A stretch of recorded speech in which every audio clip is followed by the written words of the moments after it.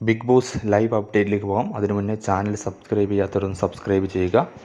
ഇപ്പോൾ നമ്മുടെ ഗബ്രിയും ജാസ്മിനും ഇരിക്കുമ്പോൾ റസ്മിൻ വന്ന് പറയുകയാണ്, ഇത് കളി കാര്യമായി എന്ന് തോന്നുന്നു.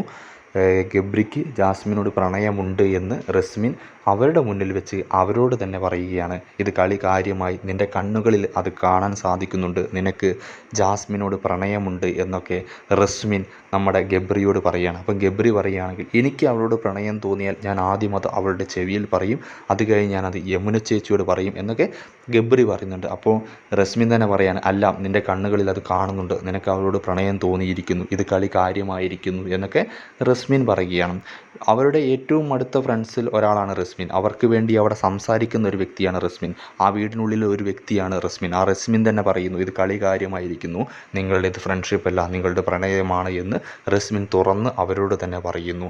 പ്രേക്ഷകർ വിചാരിച്ചതുപോലെ തന്നെയാണ് കാര്യങ്ങൾ അവിടെയും നടക്കുന്നതെന്ന് അവിടുത്തെ മത്സരാർത്ഥികൾ തന്നെ തുറന്നു പറയുന്ന അവസ്ഥയിലേക്ക് കാര്യങ്ങൾ എത്തിയിരിക്കുന്നു. അങ്ങനെ ആ സത്യം പുറത്തേക്ക് വരാൻ പോകുന്നു. അവർ ഒളിപ്പിച്ചു വച്ചിരുന്ന അവരുടെ ഗെയിം പ്ലാൻ ആയിരുന്നെങ്കിൽ തന്നെ അത് ഇപ്പോൾ പ്രണയമായി മാറിയിരിക്കുന്നു എന്ന് അവരുടെ യഥാർത്ഥ സുഹൃത്തിൽ ഒരാളായ റസ്മിൻ തന്നെ തുറന്നടിക്കുകയാണ്. ഈ ബാക്കി വരും ദിവസങ്ങളിൽ എന്തൊക്കെ സംഭവിക്കുമെന്ന് കണ്ടറിയാം. പക്ഷേ റസ്മിൻ ഇത് പറഞ്ഞപ്പോൾ ജാസ്മിനും ഗബ്രിയും ഒന്ന് ഞെട്ടി എന്നുള്ളത് തന്നെ അതിൽ അവരുടെ ഉള്ളിൽ എന്തൊക്കെയോ ഉണ്ട് എന്നതിൻ്റെ തെളിവ് തന്നെയാണ്. ഒടുവിൽ റസ്മിൻ അടക്കം അത് പറഞ്ഞിരിക്കുന്നു.